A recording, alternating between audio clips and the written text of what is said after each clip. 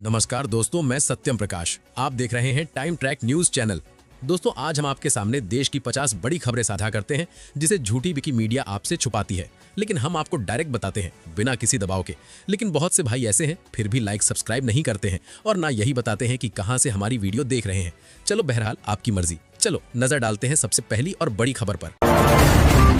संसद में बोलते हुए सायोनी घोष ने कहा कि आज भारत की जनता इतनी मजबूर हो चुकी है कि खाने के नाम पर धोखा भी स्वीकार कर रही है। कभी कहा गया था कि आम आदमी हवाई चप्पल पहनकर हवाई जहाज में उड़ेगा, लेकिन आज हालात ये हैं कि आम आदमी हवाई चप्पल बेचकर हवाई जहाज का किराया चुका रहा है। एक डोमेस्टिक फ्लाइट की राउंड ट्रिप टिकट 20 से 30 हजार रुपए तक पहुंच चुकी है। विपक्ष ने सवाल उठाया कि जब हर तरफ से जनता से पैसा वसूला जा रहा है तो फिर लोग वोट अपने लिए देते हैं या सरकार के फायदे के लिए। इतना ही नहीं, अमृतकाल में मेडिकल ट्रीटमेंट की लागत पिछले 5 सालों में दोगुनी हो चुकी है। वित्त मंत्री पहले महंगाई से राहत की बात करती थीं, लेकिन अब महंगाई को अंतर्राष्ट्रीय समस्या बताया जा रहा है। तो सवाल यह है कि जब देश विश्व गुरु है तो इस अंतर्राष्ट्रीय समस्या का समाधान क्यों नहीं निकल पा रहा?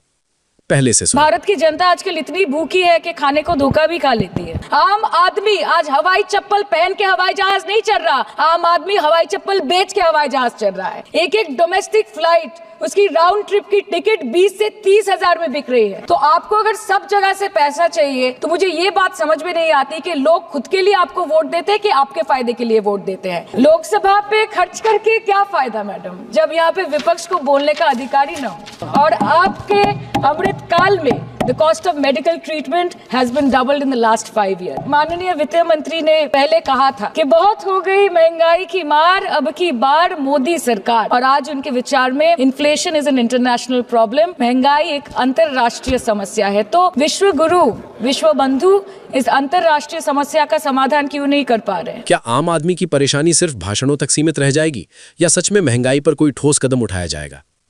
चलो नजर डालते हैं दूसरी खबर पर। सदन में बोलते हुए इमरान प्रतापगढ़ी ने कहा, हमसे हमारी इबादत गाहें मत छीनिए, हमारे घरों पर बुलडोजर मत चलाइए और हमारी कब्रों में हमें सुकून से सोने दीजिए। उन्होंने साफ शब्दों में कहा कि वे इस देश के नागरिक हैं, इस देश के बेटे हैं और जिस जमीन पर खड़े हैं वही उनकी पहचान है। इमरान ने सदन में ऐलान करते हुए कहा कि जब भी इस देश की जमीन को बलिदान की जरूरत होगी वे सबसे आगे खड़े मिलेंगे। उन्होंने चेतावनी भरे लहजे में कहा, आज मैं जिद पर हूं तो इसे घमंड न समझिए, चिराग सबके बुझते हैं, हवा किसी की नहीं होती। उन्होंने ये भी कहा कि लोकतंत्र नफरत, अकड़ और घमंड से नहीं चलता, बल्कि उसमें हर नागरिक की बराबर हिस्सेदारी जरूरी होती है। ये इतिहास कोई कागज का टुकड़ा नहीं जिसे फाड़ दिया जाए, बल्कि वो सच है जो लोगों के जहन में हमेशा जिंदा रहता है।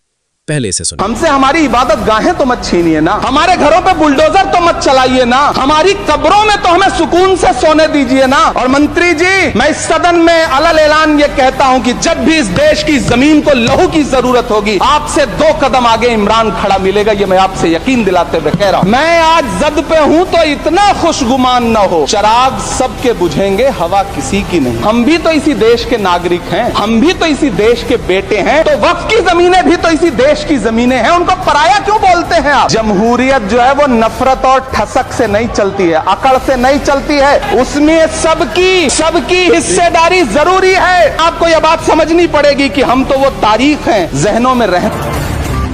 सदन में बोलते हुए विपक्षी सांसद ने कहा, किस राम राज्य की बात की जा रही है और किससे पूछकर फैसले लिए जा रहे हैं? उन्होंने कहा कि मंदिर बनाना गलत नहीं है, लेकिन राम के आदर्शों और उनके बताए मूल्यों को भी अपनाया जाना चाहिए।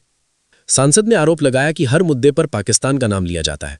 उनका कहना था कि 70 सालों में जितना पाकिस्तान का जिक्र नहीं हुआ, उससे कहीं ज्यादा पिछले 6 वर्षों में किया जा रहा है।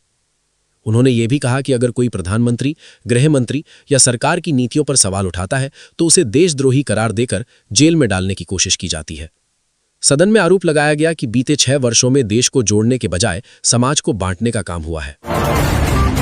सदन में बोलते हुए विपक्षी सांसद ने कहा, हिंदुस्तान का कोई भी मुसलमान सरकार से नहीं डरता है। उन्होंने कहा कि डर अगर है तो वो सिर्फ संविधान का है, जिसकी मर्यादाओं को तोड़े जाने का आरोप सरकार पर लगाया गया। सांसद ने कहा कि सरकार का लक्ष्य और नजरिया अब छिपा हुआ नहीं है। 2014 से लगातार अलग अलग मुद्दों के जरिए एक समुदाय को निशाने पर लिया जा रहा है। कभी घर वापसी, कभी लव जिहाद, कभी ट्रिपल तलाक, फिर CAB, NRC जैसे फैसलों का हवाला देते हुए उन्होंने सवाल उठाया कि ये किस तरह का कानून और किस दिशा की राजनीति है। उन्होंने आरोप लगाया कि इन नीतियों के जरिए संविधान की मूल भावना को कमजोर किया जा रहा है और उसकी